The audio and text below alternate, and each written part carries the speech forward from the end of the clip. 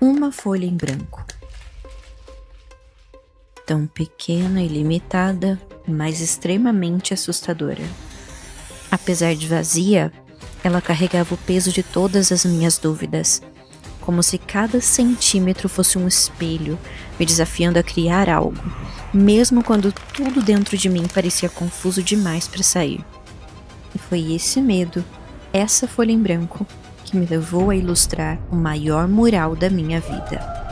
Mas antes... Existe algo curioso sobre a forma como encaramos os desafios. Olhamos para quem já chegou lá e tudo parece fácil, quase natural. Mas o que não aparece são as tentativas frustradas, os dias que nada dava certo, a vontade de desistir no meio do caminho. O resultado sempre parece atraente, mas o processo... nem tanto.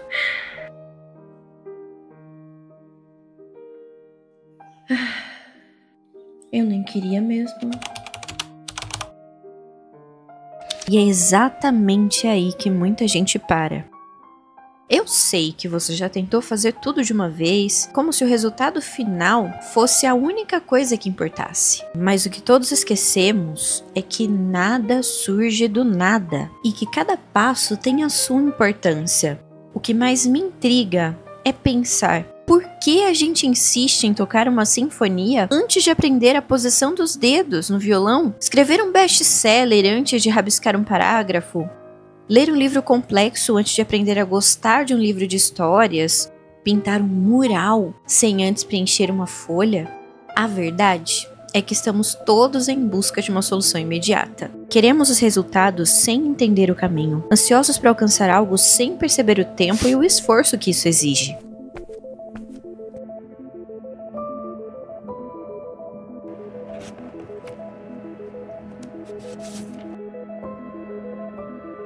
Talvez o problema não seja a falta de talento, de força ou de inteligência. O verdadeiro obstáculo pode estar na forma como interpretamos a falha. Vivemos em um mundo que nos convenceu de que qualquer espera é perda de tempo.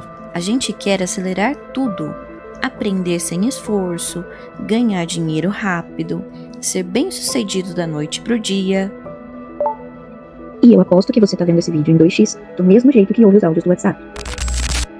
Mas isso que parece ser tempo perdido, for na verdade a parte mais importante da história? The power of yet.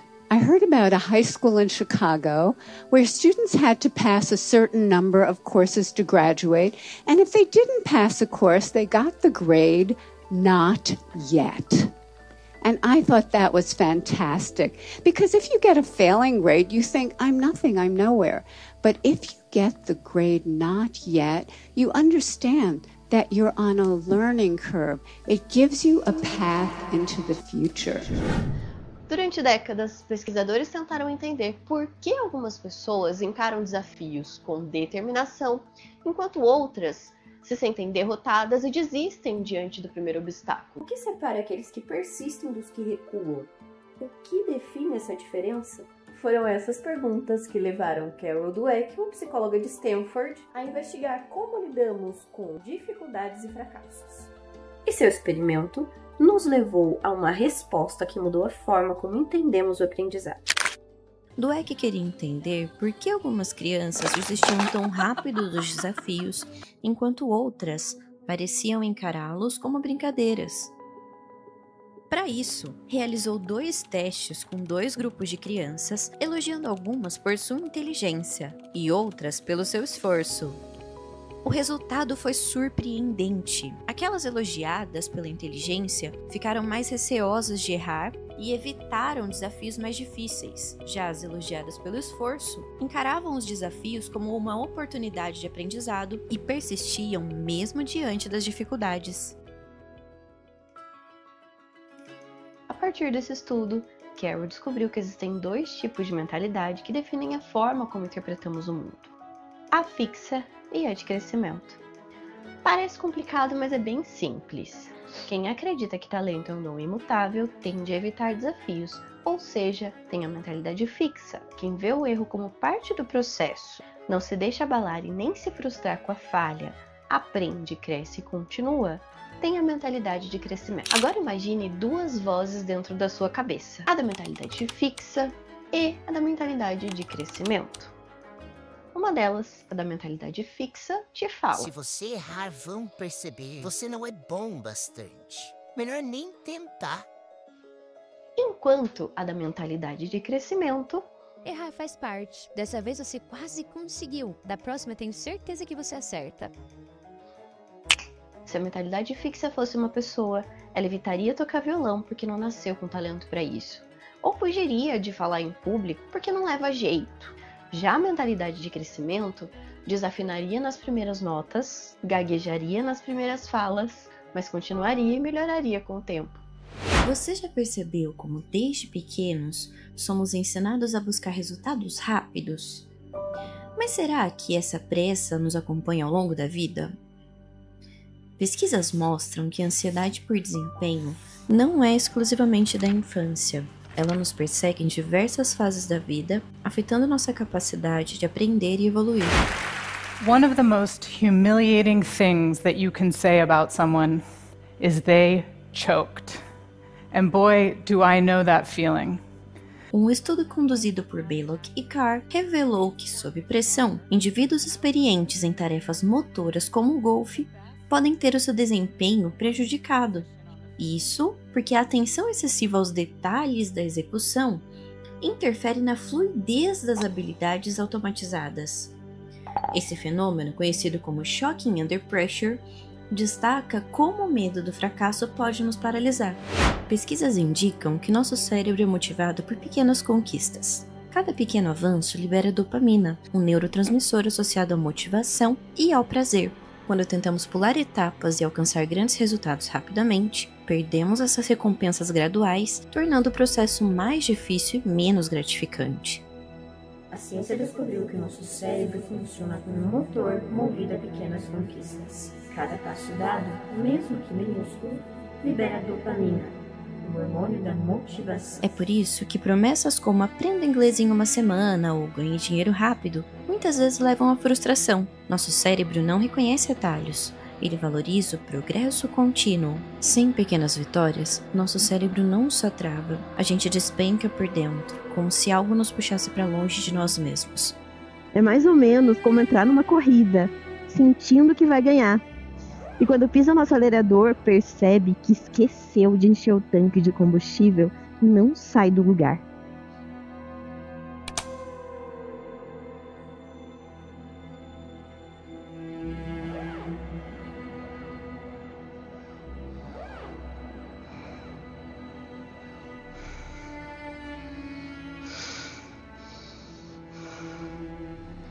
Essa é a paralisia do medo do fracasso, o receio de não ser bom o suficiente, de errar, de decepcionar, o medo silencioso E nos impede de começar. Mas será que isso é só coisa da nossa cabeça ou existe algo maior por trás desse medo? Para entender como o medo do fracasso afeta a nossa performance, cientistas da Universidade de Michigan fizeram uma descoberta surpreendente. Em um estudo liderado por Sean Baylock e Thomas Carr, golfistas experientes foram convidados a fazer uma simples sequência de tacadas curtas, algo que eles já dominavam, mas havia uma diferença crucial. Parte deles realizaria a tarefa sob pressão. Eles sabiam que estavam sendo avaliados, que haveria dinheiro envolvido e que seriam observados atentamente. O resultado, quando sabiam que o desempenho importava, os erros aumentavam, justamente entre os mais habilidosos. Os pesquisadores descobriram que a pressão faz com que o cérebro redirecione a atenção para os detalhes da tarefa, coisas que em situações normais seriam automáticas. É como se você tentasse controlar conscientemente cada músculo para dar um passo, algo que seu corpo faz naturalmente o tempo todo. Esse excesso de consciência, motivado pelo medo de errar, acaba paralisando o movimento fluido. O desempenho cai, a mente trava e a confiança some. Foi nesse ponto que os cientistas deram nome ao fenômeno Shocking Under Pressure, ou, como a gente sente no dia a dia, dar um branco, travar, esquecer tudo. A grande descoberta desse estudo foi que quando o fracasso parece uma ameaça real, sequestra o nosso foco e faz com que a gente se sabote sem perceber. Então, se o medo nos paralisa, como dar o primeiro passo? Como vencer algo que parece maior que a gente? Eu sei que em alguns momentos o medo parece estar ali, observando você, pronto para fazer você travar. Aquela sensação de que o próximo passo pode ser o erro fatal, o que pode te fazer cair. Mas e se eu te dissesse que existe uma maneira de transformar essa ansiedade em algo que pode te impulsionar? Joseph Volpe, um dos pioneiros da psicologia comportamental, encarou esse problema de frente. Ele estudava fobias extremas, medos tão intensos que impediam a pessoa de viver normalmente. Ao invés de forçar alguém a enfrentar o seu medo de uma vez, ele testou uma abordagem um pouco diferente. Imagina que você tem muito medo de uma piscina gelada. Se alguém te jogar lá de uma vez, o mais provável é que você entre em pânico. Mas e se você tentasse uma abordagem diferente? Primeiro colocaria os pés, depois uma perna, depois a outra. Aos poucos, seu corpo se acostumaria e, quando se desse conta, você já estaria nadando. Foi isso que ele descobriu e chamou de dessensibilização sistemática, que funciona como entrar na piscina devagarinho. Em vez de você enfrentar um medo gigante de uma vez, você encara um pedacinho dele, depois um pouco mais, e de degrau em degrau, o medo diminui. Cada degrau representa um micro desafio, pequeno o suficiente para que você consiga subir, mas grande bastante para te levar adiante. No primeiro momento, a folha em branco não é só uma folha, ela é um precipício. Um vazio onde qualquer escolha parece errada, onde o medo sussurra que é melhor não começar. A primeira linha, essa primeira linha. Quem diria que algo tão pequeno poderia carregar tanto peso? E se eu errar? E se eu estragar tudo? E foi aí que eu percebi. O mural não era diferente da folha. O medo era o mesmo, mas agora eu sabia que tinha que subir a escada. Por muito tempo, eu deixei que o medo me fizesse parar antes mesmo de começar. Cada erro parecia uma sentença, cada traço errado um lembrete de que talvez eu nunca fosse boa o suficiente. Mas no fim, o que me impedia não era a falta de talento, de força ou de inteligência. Era a história que eu contava para mim mesma sobre o que significava errar. E esse é o resultado do maior mural da minha vida. Pode ser que para você não pareça grande coisa, que não seja tão grande assim, mas muito mais do que um mural, esse é um símbolo da minha coragem de dar o primeiro passo, de aprender a ser uma artista, de ser uma eterna aprendiz.